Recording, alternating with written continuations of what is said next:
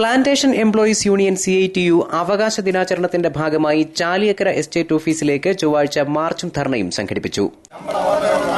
Plantation employees union സിന്ദാബാദ്, plantation employees union സിന്ദാബാദ്, CITU സിന്ദാബാദ്, CITU സിന്ദാബാദ്, വർദ്ധിപ്പിക്കൂ വർദ്ധിപ്പിക്കൂ വർദ്ധിപ്പിക്കൂ വർദ്ധിപ്പിക്കൂ വർദ്ധിപ്പിക്കൂ.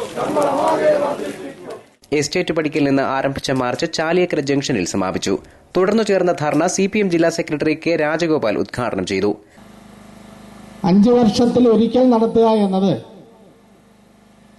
കൃത്യമായി 5 വർഷത്തിനുള്ളിൽ തന്നെ നടപ്പാക്കുക എന്നത് കേരളത്തിൽ പ്രാവർത്തികമാക്കാൻ ശ്രമിച്ച ഗവൺമെന്റാണ് കഴിഞ്ഞ ഇടതുപക്ഷ ജനാധിപത്യ മുന്നണി ഗവൺമെന്റ്.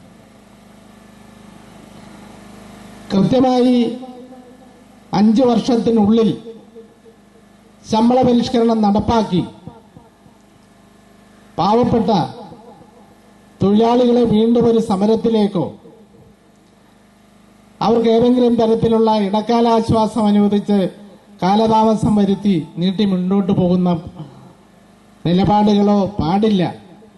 കേരളത്തിലെ തോട്ടം ജീവനക്കാർക്ക് കേരളത്തിൽ വെച്ച് കൂടിയാലോചന നടത്തി ശമ്പള സ്കെയിലും ക്ഷാമബത്തയും അനുവദിക്കുക, സർവീസ് വെയിറ്റേജിലെ അപാകതകൾ പരിഹരിക്കുക, ഇൻസെന്റീവ് നിരക്കുകൾ പരിഷ്കരിക്കുക, എല്ലാ ജീവനക്കാർക്കും FDT നൽകുക തുടങ്ങിയ ആവശ്യങ്ങൾ ഉന്നയിച്ചാണ് സംസ്ഥാന വ്യാപകമായി അവകാശ ദിനം ആചരിച്ചത്.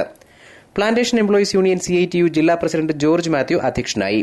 സംസ്ഥാന secretary advocate PS Cherian, G. Thomas Kutty, Lailaja Viswambharan, N. Chandran തുടങ്ങിയവർ സംസാരിച്ചു. News bureau, Punalur.